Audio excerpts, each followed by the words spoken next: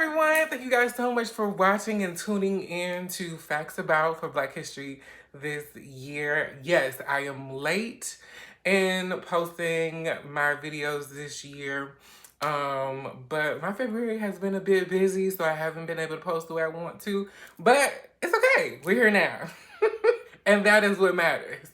So I will be talking about 3 Black figures this month, and I hope you guys enjoy. If you follow me on TikTok, I usually ask you guys for suggestions. This year I did take suggestions, but I'm only doing one person that you all actually suggested. But there is a list, there's a comprehensive list that I have, so you may see the people that I talk about or that you have suggested in a different video at some time later, so you never know. Stay tuned. But if you like the content, remember to like, share, and subscribe. And for today's video, I will be talking about ABilly S. Jones-Hennin. So without further ado, let's get into the video.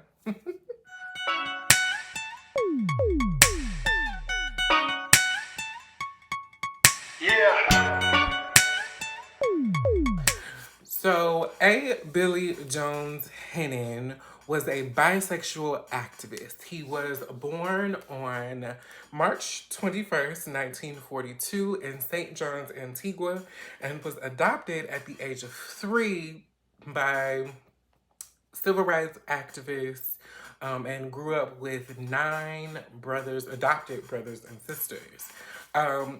In the research that I did, that doesn't name his adoptive parents. And there is a 2-hour, almost long interview with him on the outwardsarchive.com. He doesn't mention their name in that particular interview either.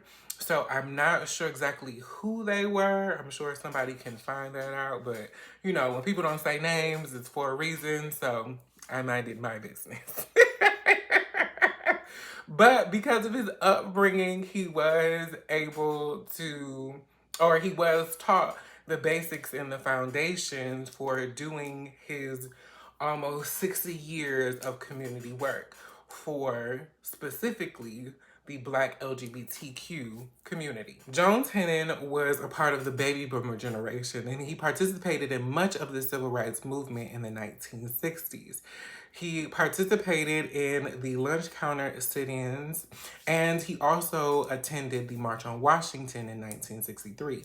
And if you've watched my previous videos, you know that particular community event was organized by Bayard Rustin, who was also a Black gay civil rights activist.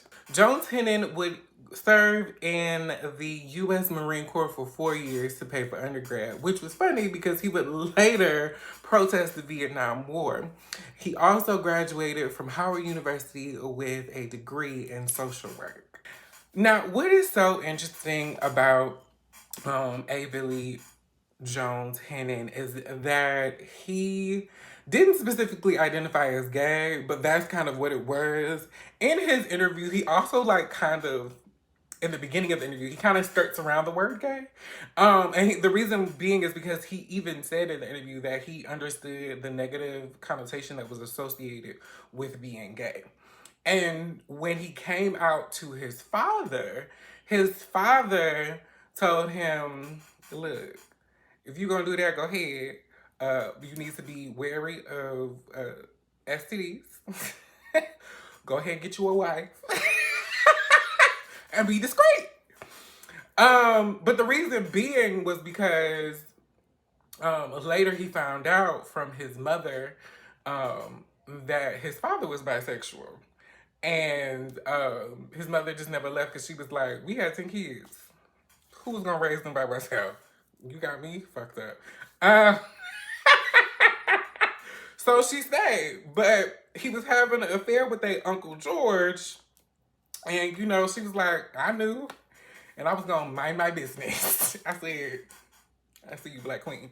Jones-Hennin was a part of a bunch of different organizations, whether they were ones that he co-founded, co-chaired, director of, like, he held a bunch of different titles that either specifically catered to the Black LGBT community or ones that were historically majority white and brought in the Black LGBT community through diversity and inclusion.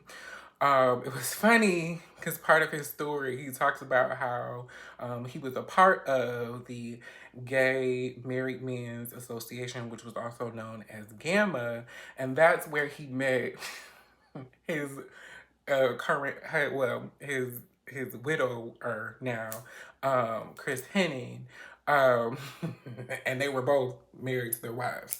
But the association was specifically for men, same gender loving men you know, politically correct purposes, I'll say that. And they had to come out to their wives. The wives also had a support group, but that's not the point here. It's just crazy because y'all was both married and God found love in a hopeless place. But ABilly was married to his wife for 7 years and they had 3 children. And he said he would have stayed in the marriage because he, loved his children and that's really what he was saying for. But he felt like it wasn't right for her because once he came out, he was working on getting him a man. And he was like, she had also started dating. And so it was just, best that they, part amicably. So a notable accomplishment of ABilly S. Jones-Hennin was that he co-founded the National Organization for Black Gay and Lesbians, or Black Lesbians and Gays, in 1978. It was the first advocacy organization for African American gay and lesbians in the nation.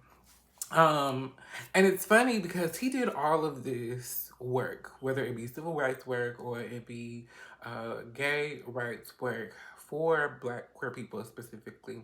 But he was married to a white man. And it was notable because in his 2-hour interview that I watched, he talks about that particular, or his relationship with his husband, and how a lot of his Black, specifically friends, did not care for it, or they questioned it. And he talks about how his preference would have been to be with a Black man, but he met his husband and that's just what happened and that's just, what it was. And if you know me, y'all know interracial relationships are not for me. I also talk about the history of that when it comes to queer people in media and queer people in Hollywood that are of color and they have a white partner, or queer characters that are of color and they have a white partner. It's not that I'm against it for other people. I just don't want it for myself for reasons that I've explained. And if you want to see those videos, go to my TikTok. Thanks for watching, girl. But it's interesting because he says, this is kind of the way it happened. I get why people don't like it because they feel like, you with the enemy because of their experiences with white people or whatever the case may be, especially, for someone of his generation. And it's funny because a lot of his advocacy work also follows his identity. Like, he's a Black gay man, so he started a lot of Black queer organizations. He's a a Black man in a interracial relationship, and he co-chaired Black and white men together. Like, he got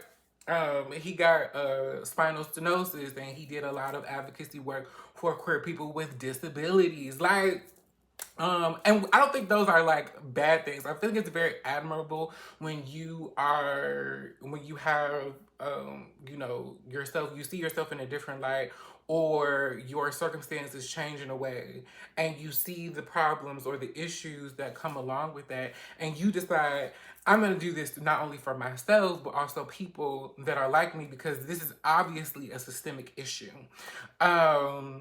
And so he talks about, the stigma that, he had to have dealt with being in an interracial relationship.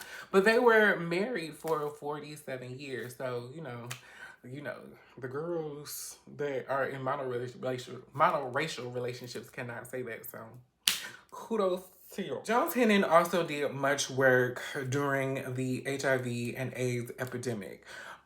He says candidly in his interview that he is grateful that he didn't contract the virus because he was dipping and doing it. If it was a bathhouse, bookstore, Bush Street, he was there. I said, girl, but he was fine. He was a fine man. He was a fine young man. So can't blame the girls. Can't blame them at all.